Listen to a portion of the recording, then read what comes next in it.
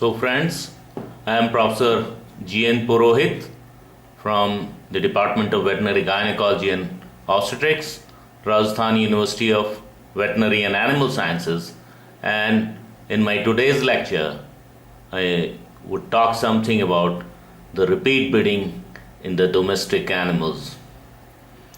You see, repeat breeding has been defined. A repeat breeder cow or a buffalo has been defined as the one that has a normal estrus and estrus cycle, yet fails to conceive after 3 to 4 or more number of inseminations with fertile semen or breeding with a highly fertile bull. Repeat breeding continues to be one of the biggest problem in cows kept in the urban areas in many developing countries like India. Perez Manya and Espana in 2007 described repeat breeders as a heterogeneous group of subfertile cows with no anatomical abnormalities or infections that exhibit a variety of reproductive disturbances in a consistent pattern over 3 or more heat cycles of normal duration. So this has been a recent definition for the repeat breeding in dairy cows and buffaloes. Repeat breeding is a manifestation by the animal due to multifactorial etiology. This is a global problem. Modern day high producing Holstein cows, due to intensive selection for high yields, have been shown to have reduced fertility. The incidence of the disorder varies from 6 to 35%, and it is the second most common reproductive disorders in cattle. It's more common in cattle compared to buffaloes.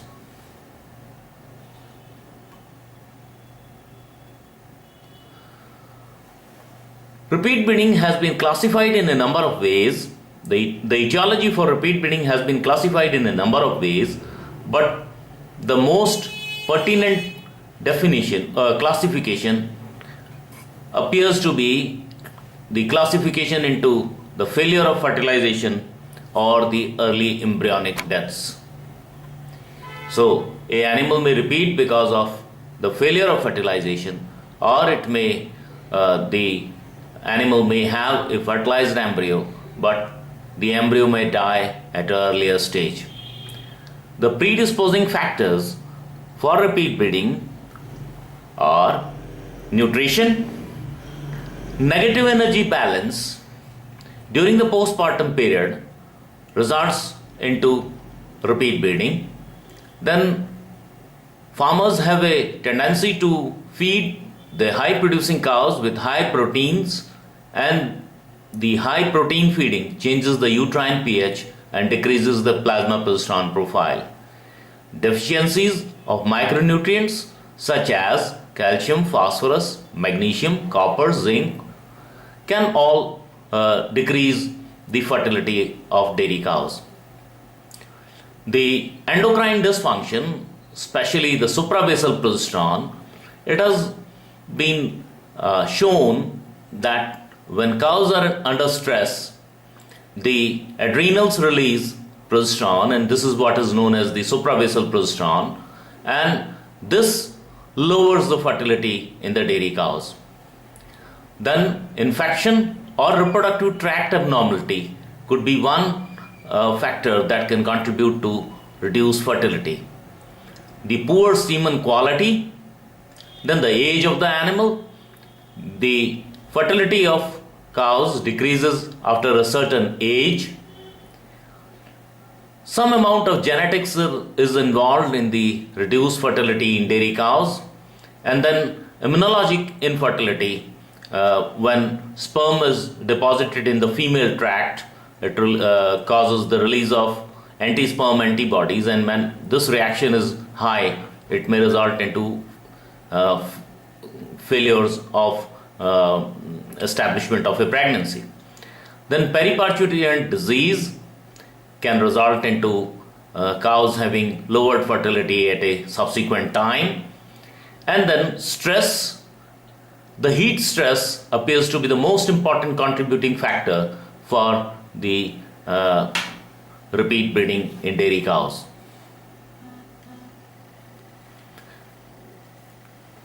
The etiologies for repeat breeding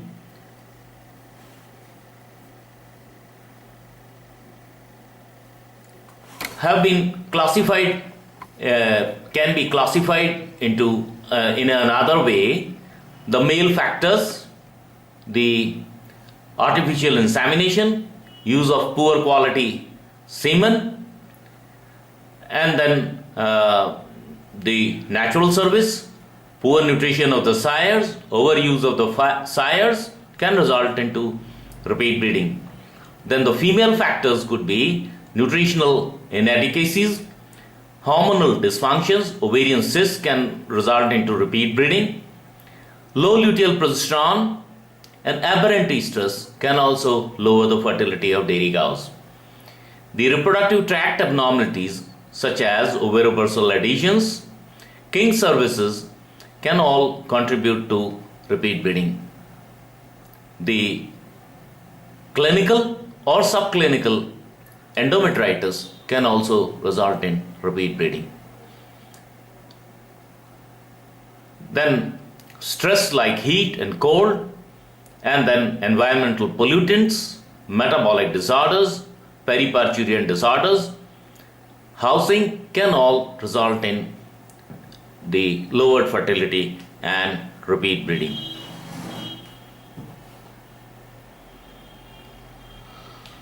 The services required per conception is the standard for assessment of the problem. Now, it has been shown that semen with conception rates of 70, 60 and 50%, 2.7, 6.4 and 13% of healthy cows would require 4 services to conceive without any problem. So this must be taken into consideration before just jumping to the conclusion that the cow is a repeat breeder. Low conception rates could be because of suboptimal seminal quality, faulty artificial insemination, poor hygiene, and with poor conception rates, the number of services required may increase. Hence, it remains difficult to define the repeat breeding problem for individual cows. However, for the herds, these are the indices to assess the severity of the herd problem of infertility. The person pregnant to a given service must be 65 to 60 under normal, 60 to 65 under normal conditions.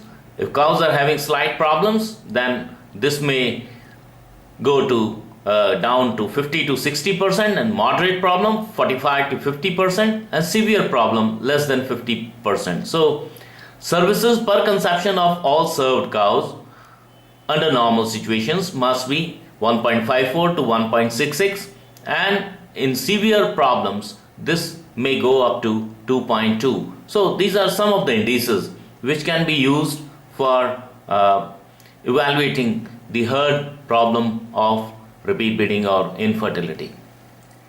Now, how to diagnose? The clinicians are often presented with cows with a history of repeating 2 services.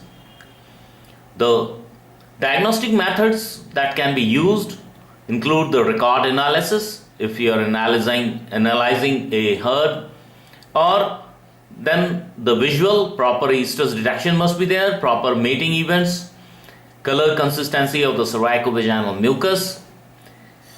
Then vaginoscopic examination can be done to exclude growths and adhesions for individual cows. Although uncommon, urovagina in some cows can result into lowered fertility because the semen passes through the urine. Transrectal palpation has been the classical method of evaluating cows which are repeating 2 services. Important consideration during palpation could be uterine tone at artificial insemination, but this is a subjective method.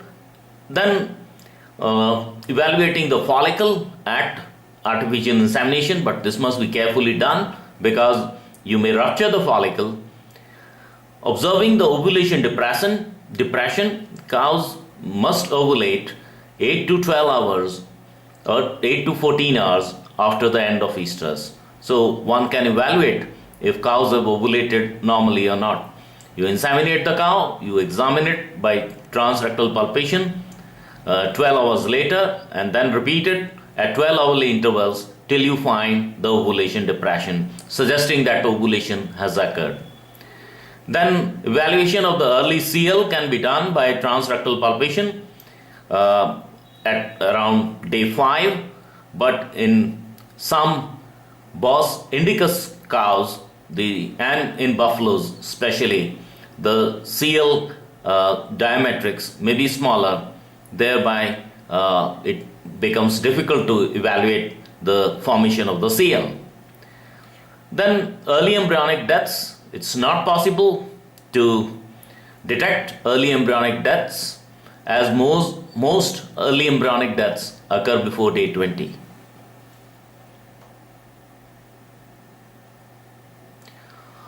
The laboratory tests, the uterine pH, the normal uterine pH is 7.3 and a pH between 6.9 and 8.0 suggests endometritis. A test has been suggested, the white side test, to detect the endometritis or metritis. The cervical mucus is boiled with sodium hydroxide and a yellow color indicates metritis or endometritis, but this is again not a very good test to evaluate metritis or endometritis. Then some of the laboratory tests can be used for evaluating the sperm function which you are using, and metabolic profiles would suggest the metabolic status of cows under investigation. Then karyotyping could give you some clue on some genetic problems that may exist. Then there are some other tests, say uterine biopsy and cytology. Uterine biopsy, until unless performed using the right instrumentation, which is shown here, if you don't use a double barrel guns or double barrel stellates, then the swab which you are touching inside the uterus would be contaminated with the facultative organisms present in the cervix and the vagina and would give false impressions. Then uterine biopsy again would be invasive and sometimes it can lead to bleeding from the uterus. A test that has been practically tested during the past years has been evaluating the cells in the uterus. For that, uterine cytology can be performed using a cytobrush or low volume lavage of the uterus, and the cells collected are then the suspension collected is then centrifuged and a slide is made, and here you can see the PMNs within the uterine cytology specimens which have been stained on a slide. PMNs greater than 18% during the 25 to 40 days postpartum suggest endometritis. Now this test again needs validation because at different days postpartum the proportion of PMNs that would be suggesting endometritis are different.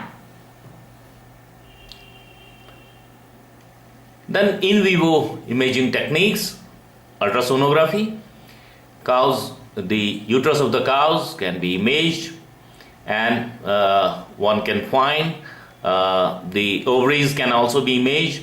You can find uterine fluid accumulations or the follicular or the luteal ovarian cysts, and a condition that prevails after the persistence of a ovarian cyst in dairy cows is mucometra.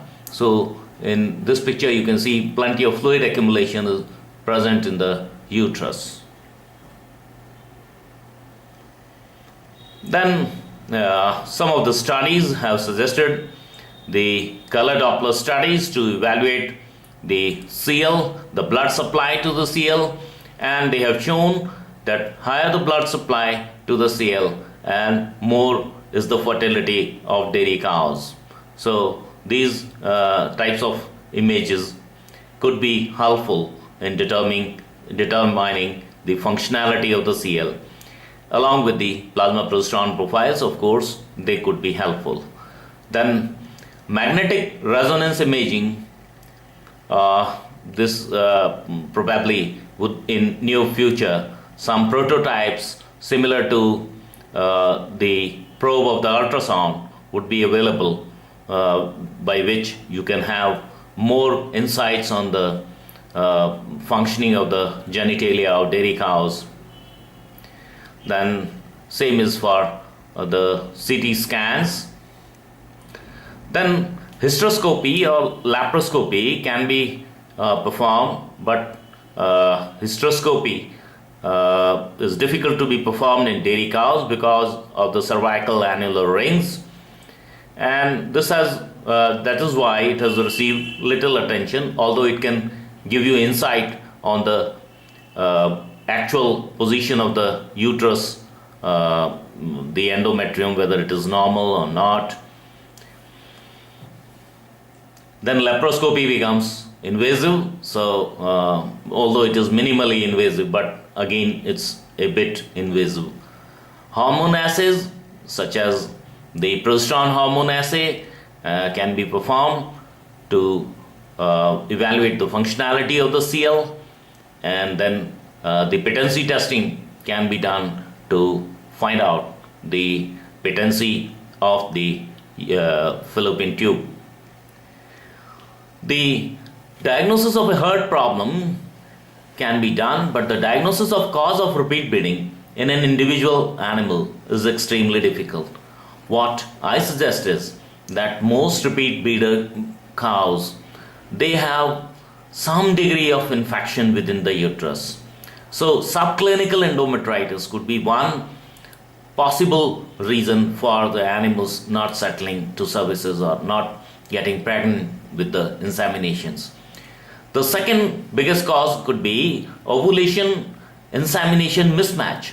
Maybe cows are having prolonged oestrus or they are having delayed ovulations, and if this occurs, then the animal need to be monitored so that the ovulation insemination mismatch does not hamper the fertilization. The third subtle practical reason for cows repeating to cervixes could be the poor functionality of the CL.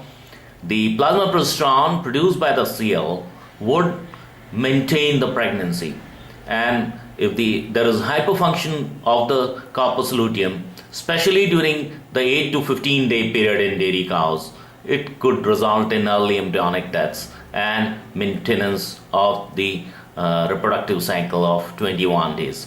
So these three problems, if they are looked by the clinician, I think some of the cows would have improvement in their fertility.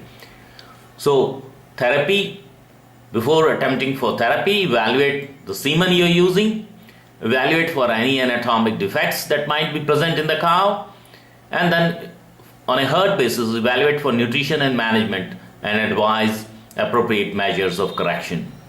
Evaluate the reproductive hygiene and insemination procedures and adopt corrective measures. When it's a herd problem, correct the deficiencies, treat the bulls for minor problems, change bulls or evaluate the semen, and vaccinate for some of the infectious diseases that might be prevalent. For individual animal, as I said previously, that clinical or subclinical uterine infections could be one reason for the cows repeating. So combating uterine infection would help in improvement of fertility. Then monitoring for the ovulation delayed or the presence of ovarian cysts, and then therapy of luteal insufficiency. Then improving the insemination techniques, especially the timing of insemination, and improving the management could improve fertility. The specific corrective measures could be for genital tract infections, intrauterine or parenteral antibiotics can be used, but the overuse of antibiotics is not suggested. The use of prostaglandins can improve fertility, because when you bring an animal again and again into estrus, the natural defense mechanism of the uterus would combat any minor infections that are present. And that is why in the past we had been suggesting that cows should not be inseminated for 1 or 2 cycles, and then they must be inseminated. Then the use of immunomodulators can help combating the uterine infections, especially estroglycogen, 500 milligram dissolved in 50 ml PBS administered intrauterine, and then lipopolysaccharides, 100 microgram in 30 ml PBS intrauterine. These immunomodulators evoke a response within the uterus, and there is an influx of PMNs within the uterine lumen.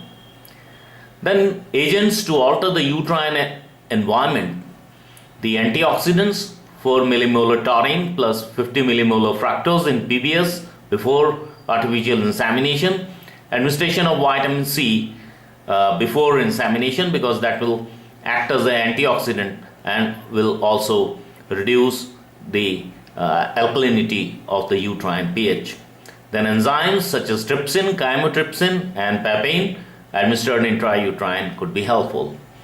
Uterine motility stimulants such as the mifepristone and the clitoral massage could be helpful in improving fertility in repeat breeding cows. For correction of ovarian dysfunction, especially delayed ovulation, the administration of HCG 1500 to 3000 international units at insemination, or GnRH 100 microgram, 40 to 100 microgram intramuscular at insemination, can help in the timely ovulation and prevent the ovulation-insemination mismatch. Then antiprolactins, because high levels of prolactins, they suppress the LH surge, and so ovulation would be delayed or it may be hampered. So antiprolactins such as bromocriptine 10 milligram orally 12 hours before and at TI have been suggested for dairy cows, because the luteinizing hormone is an energy dependent hormone. So it has also been suggested to administer dextrose 500 ml intravenous at insemination plus bovine insulin 0.2 international units per kg intravenously. Then the anti-estrogens, clomiphene citrate 300 milligram administered orally after a copper drench have also been suggested. The insulin sensitizer metformin 2000 to 4000 milligram administered orally to cows can be helpful in maintaining the normal LH surge and improving the fertility of repeat breeder cows. Ovarian cysts can be treated routinely by the administration of progesterone vaginal implants or GnRH, or administration of a ovsing protocol. The problematic cows are those which had ovarian cysts but the cysts have resolved, yet mucometra is persistent, and these cows would be problematic cows. They will show signs of estrus and plenty of fluid discharges. Sometimes they may be confusing to the clinician who palpates the uteri for pregnancy. For therapy of mucometra, nothing specific can be suggested, but the oral administration of potassium iodide or the injections of elemental iodine have been suggested. Luteal insufficiency or the low luteal progesterone has been one reason, because Progesterone stimulates the endometrial glands to secrete the histiotrophs, and a deficiency of the progesterone would lead to problems in the remodeling of the endometrium and the poor secretion of the histiotrophs. So there will be early embryonic deaths. To combat luteal insufficiency, HCG injections at 4 to 5 days of artificial insemination have been suggested. Then some clinicians have been administering progesterone injections 500 milligram. But be careful, do not administer progesterone injections before day 5 of the artificial insemination, because that can work as suprabasal progesterone or can hamper the fertility. Then recombinant bovine somatotropin 500 mg subcutaneously at inseminations, and GnRH at AI and at day 8 or day 14 to 16 or day 11 have been suggested. The feeding of fish oil, because fish oil contains docosahexaenoic acid, and this will prevent the secretion of prostaglandins. So feeding of fish oil could be beneficial to cows with luteal insufficiency. The nutritional management of cows in herds is important. Advise not to feed more than 10% of rumen degradable proteins. Dry cows should be fed low energy, high fiber diet with more of chopped straw. Feeding of anionic salts with calcium and phosphorus is suggested. Injections of vitamin A, E and C can be helpful in preventing the postpartum, in improving the postpartum fertility of dairy cows. Then the timing of artificial insemination or the semen deposition appears to be very important. Multiple inseminations are suggested if cows are having prolonged estrus periods of 2 days or 3 days or 4 days. Then the training of the AI personnel appears to be significantly important, because technicians are many a times depositing the semen either at the wrong time or at the wrong place. Then deep intrauterine artificial insemination can help in improving the fertility. Then avoiding periparturient disorders, especially metabolic diseases such as ketosis, milk fever and parturient problems, can improve the fertility. A subtle reason at many places for poor fertility appears to be the poor parturient hygiene. Cows coming under very shabby hygienic conditions would have lower fertility, may harbor uterine infections, and will ultimately convert into chronic repeat breeder cows. Then for combating immunoinfertility, it appears to be less important for dairy cows, although we can administer vitamin C, E and dexamethasone. Then mineral vitamin supplements, cooling of heat stress cows, adequate hygiene at parturition and at artificial insemination, regular and frequent check of the semen that you are using, addition of sperm motility enhancers, and prevention of natural mating with scrub bulls can improve the fertility of repeat breeding cows. So for a repeat breeder cow and buffalo, first exclude the effects of season. Then if it's a herd problem, first investigate the male, evaluate semen of the male and the AI techniques. If you are using AI, if you are using natural mating, then the presence of infectious diseases such as trichomoniasis and campylobacteriosis should be evaluated, because they can increase the number of services per conception. The age of the bull may have an impact on the fertility, so this should be also considered.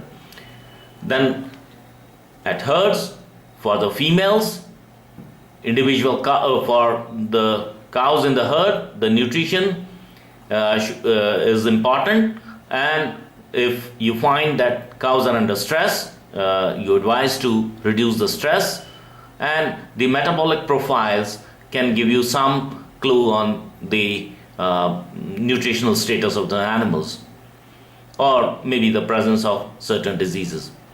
For individual cows, the first thing is investigate for abnormalities of genital organs like ovarobursal adhesions, cystic ovaries, tumors, stenosis.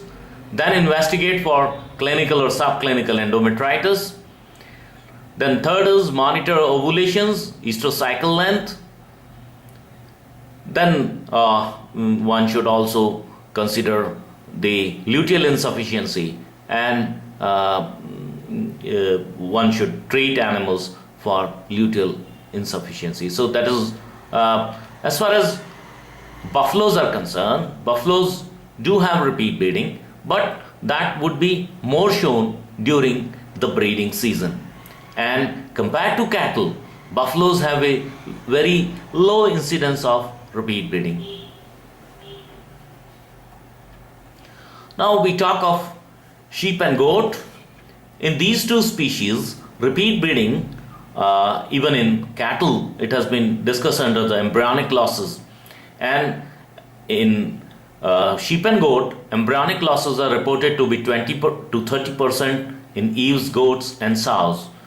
The major reason for embryonic mortality appears to be the inadequate luteal function, consumption of toxic plants, injections of GnRH between days 10 and 13 after mating.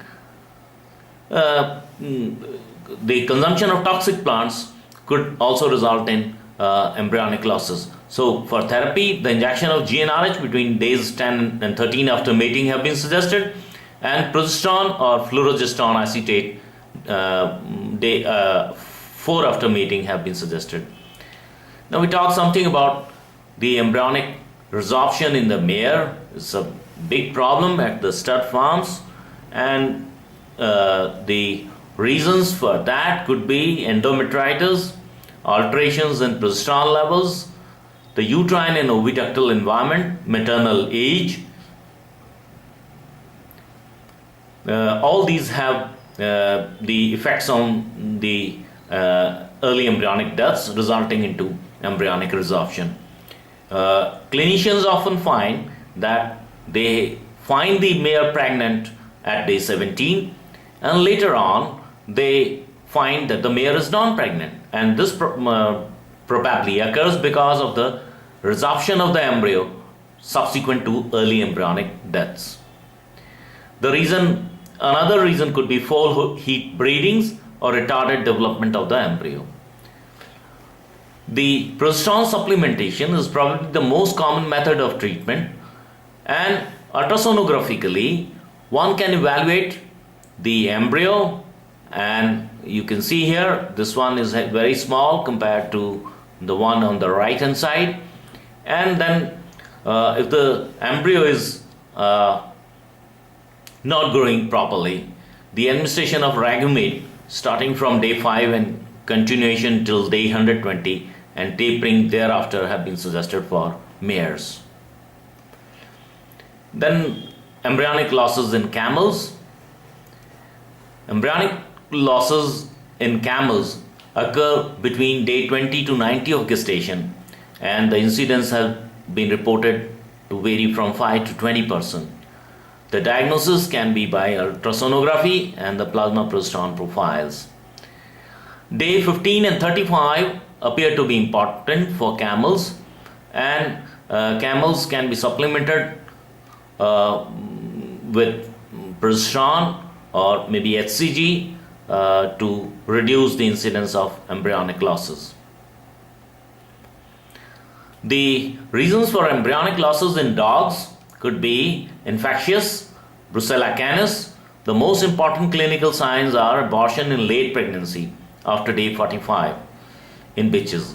Although there are no clinical signs prior to abortion, a serosanguinous discharge may be observed for 1 to 6 weeks following abortion. Recommended antibiotics for Brucella canis treatment are minocycline 25 mg per kg SID for 21 days, dihydrostreptomycin 5 mg per kg intramuscular for 7 days, tetracycline 30 mg per kg BID for 21 days, and streptomycin 20 milligram per kg intramuscular for 14 days. Combined therapies can also be given, and they may be administered orally, or enrofloxacin for 4 weeks have been suggested. Fetal death, mummification, abortion, premature birth, and stillbirth may occur if pregnant bitches are infected with canine herpes virus. Another important cause of embryonic losses in dogs could be Neospora caninum. Neospora caninum is a protozoan of which its final host is dog. Neosporosis causes early fetal death, mummification, fetal resorption, and weak neonatals in pregnant bitches. However, it is not definitive if Neospora caninum is the primary reason of natural aborts of bitches or not. The non-infectious reasons, hypolutedism, hyperfunction of the cell resulting into poor progesterone, could be because of insufficiency of plasma progesterone production. The best option accepted is in hypolutedism treatment is daily administration of 0.1 milligram per kg of magistral acetate up to 62nd day of pregnancy in the bitch. The adverse effects of drugs in pregnant bitches can cause congenital malformation of the embryo or fetus, and due to teratogenic effect or cause, fetal resorption of abortion may occur because of the embryotoxic effects.